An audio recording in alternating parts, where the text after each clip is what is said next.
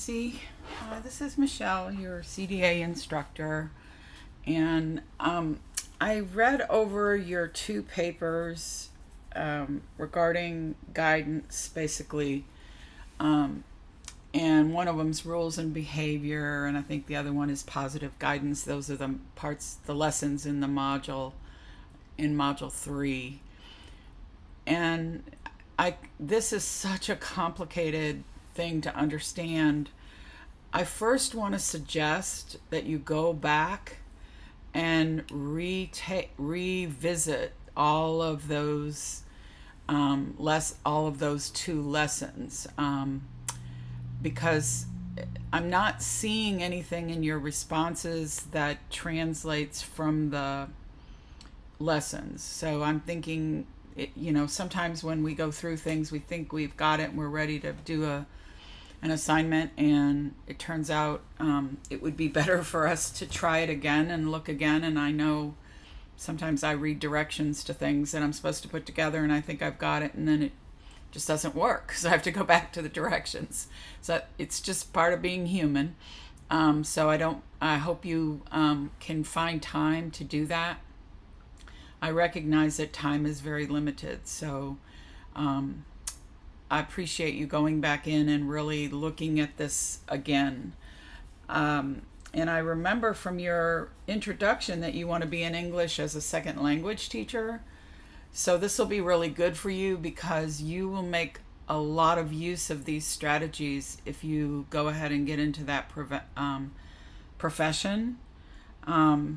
So I really want to emphasize that this will help you not just in your CDA and your Head Start classroom, but being an ESL teacher, you definitely will want to have all of these strategies, something that you're able to understand and practice. So I'm going to go over the assignment called Rules and Behavior. If you wanted to open that up while I'm talking about it, I think you may want to make some notes or just listen. And you can listen to this as many times as you want. That's why I make these recordings.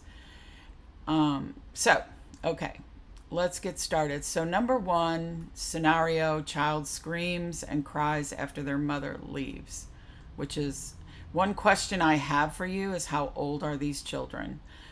If this is a 4 or 5-year-old, that's a little unusual, but with COVID and all else that's happened, we are seeing older children who have separation issues. So that is not unusual now in an older child, but it's definitely more unusual than it would be if it was a toddler or a 3-year-old. So just check yourself on the age of the child and start from there. So your response is you look sad because your face looks like this, and so I'm thinking you made the sad face. I can sit with you until you're ready to join your friends on the carpet. So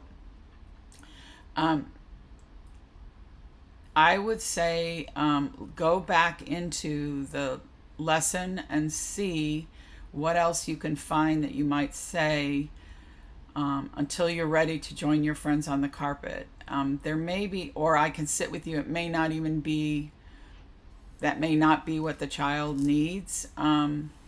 Mostly what they need is acknowledgement that their mother's left and how that feels. And so I would look at that again. I don't know why you need them to be on the carpet, but maybe they came in during group time or something, or they came in late, which is always super hard on kids.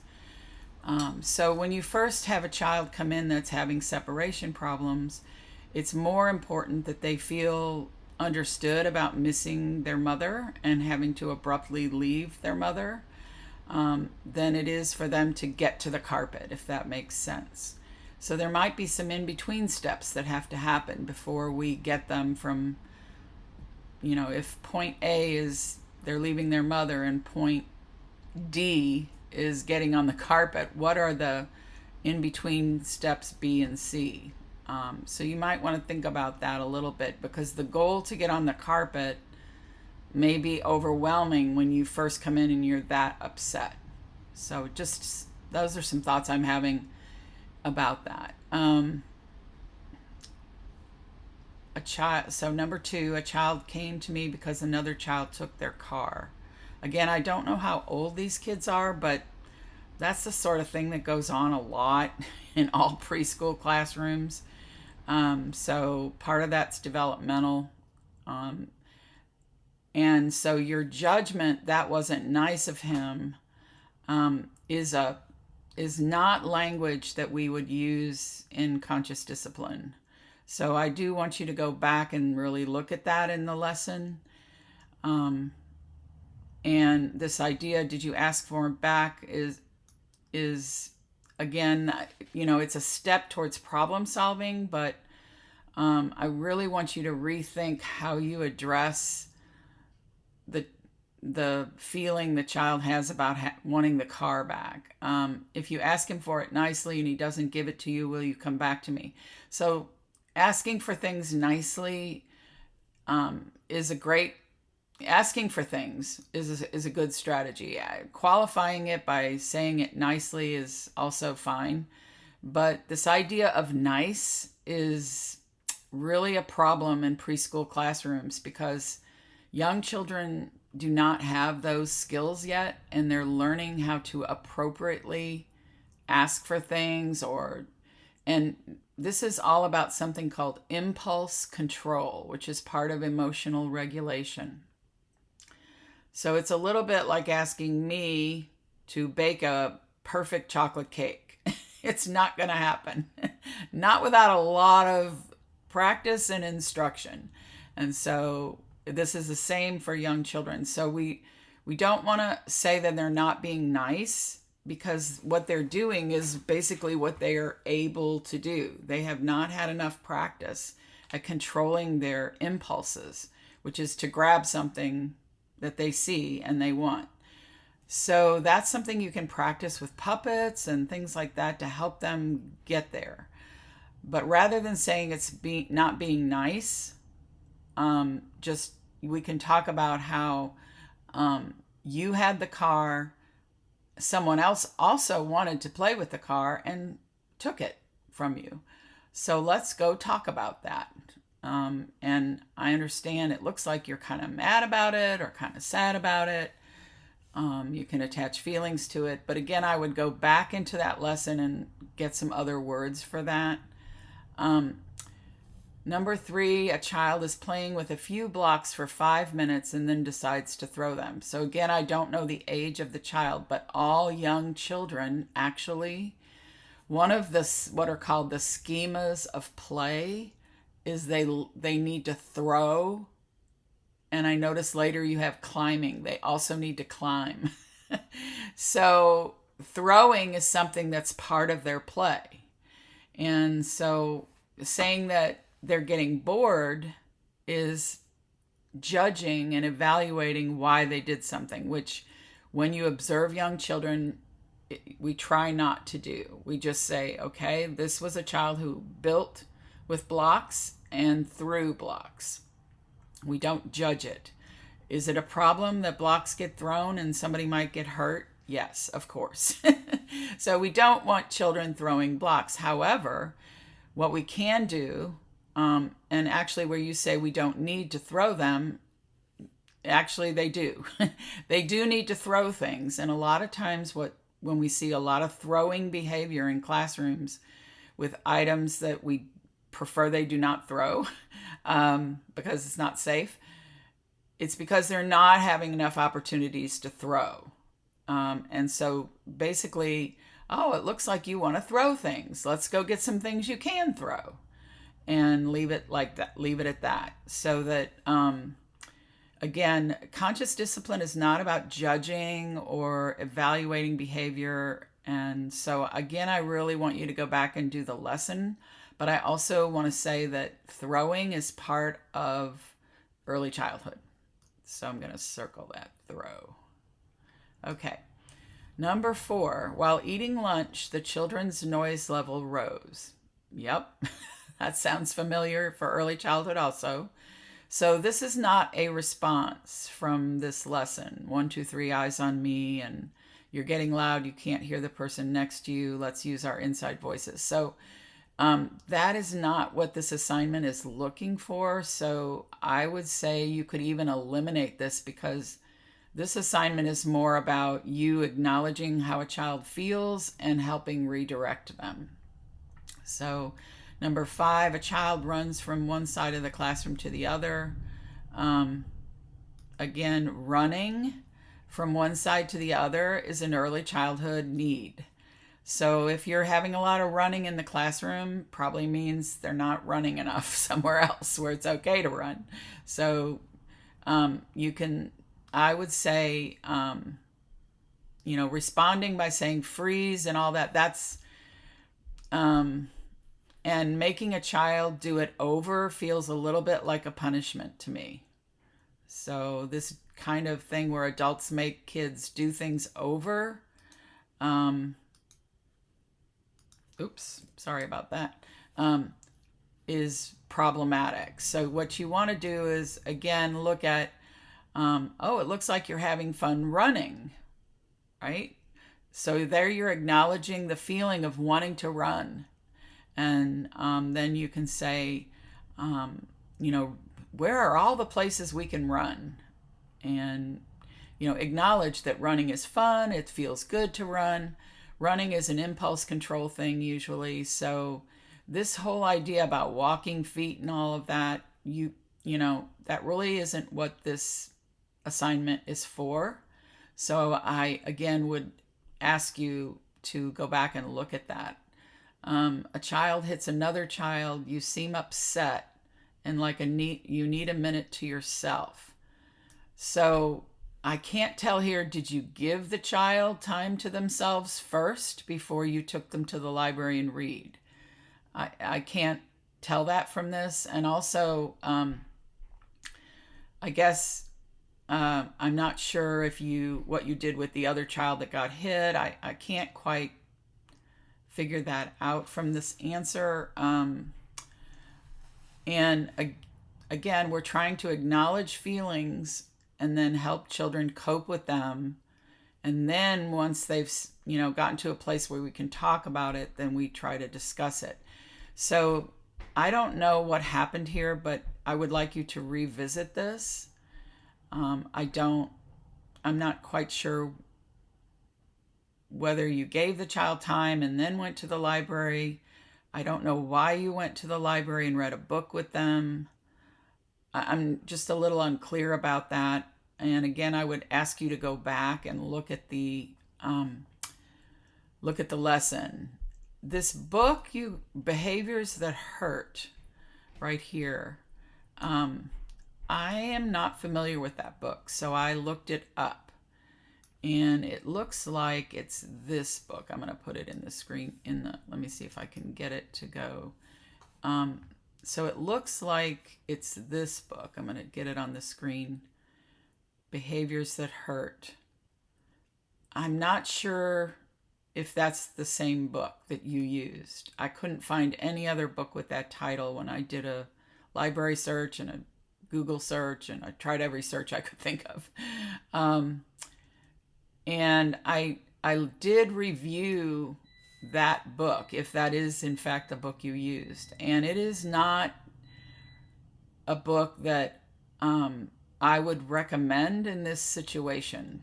I'm actually going to check in with some of the folks at OVEC about why that book is in the library and how it's being used, because it's not written by someone who's reputable in the field, and it actually says on here that it's an autism book. And I have a lot of experience in autism, and so it's not a book I've heard of. One concern I have is that the book is described by the place that sells it as a resource for getting rid of bad behaviors. And we do not refer to behaviors as bad in a professional educational setting. So I'm concerned that this book is not appropriate. And so I'm going to look into that. That's nothing to do with you. I just wanted you to know that. that what I'd like you to do in the future is really think hard about what books you choose to use with a child, because even the title, Behaviors That Hurt, really sounds punitive to me. So I'll just leave it at that. Okay, number 7, a child is crying when you're getting ready for nap time because they want their mom. And this is a perfect example. You're sad because you miss your mommy. I know she misses you too. And I love that you offer a picture of the family. And so that's exactly what we're going for. So yay. So now in scenario 8, this conversation about the sub who wants to leave, telling children that someone's coming back, which I see you did in another instance. That for some kids that is reassuring, I guess, but not for all, and many can't understand it, especially if they're super young, or if, again, through COVID, they're developmentally not as far along as they might have been if not for COVID. So I would leave that out, because there are children who have been told someone's coming back and then they don't, and especially in Head Start. So I would leave that out. Personally, that's my suggestion. She has to eat her lunch just like you're eating yours. Since she has to go, who would you like to sit with? So this is good, but I guess I'm wondering how that worked out. Because a lot of times if a child is sad, they really don't want to sit with you or Mrs. Shelby. They want to sit with the person they're sad about. So they're, just be careful with that. That's all. But it's really good that you acknowledged. And I would suggest that your good idea about the picture for the nap, is there a picture of this teacher that you guys can put at a chair next to this kid so that when she comes back, she can, reconnect with them or something. Anyway, it's just a thought. I was a teacher for a long time, and sometimes when you give kids choices like that, it does not work out the way you hope. So I'm trying to just be helpful. Okay, number 9, a child climbs on top of a table. Yes, again, climbing. I'm going to just mark that there, if it will let me. Okay, it's not going to let me, so we're going to move on. But climbing is a need children have. Running, climbing, throwing, all are schemas of play. They're the ways children act and learn. And so they're using these actions to learn. And yes, being on top of a table is, it can be scary. Yes, I've been there in a classroom. So,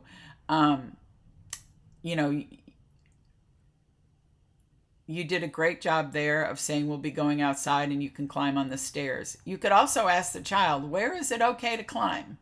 And you can make a game of it and help them start to process climbing. And so that's really good, though, that you redirected there. So yay.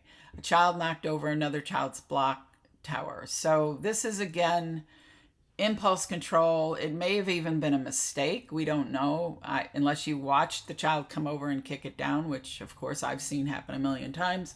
But knocking things down and rebuilding them is another schema of play.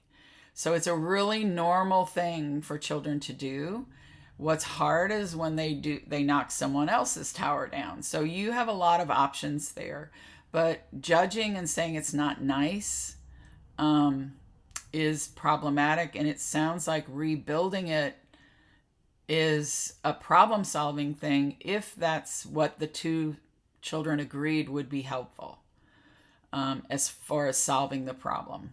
But saying it's not nice is something we want to get rid of. So hopefully that has helped. Then I looked over your essay, and yes, identifying emotions is the first step toward children beginning to regulate. So what I wanted to say here, where you have learning how to be compassionate and regulate themselves.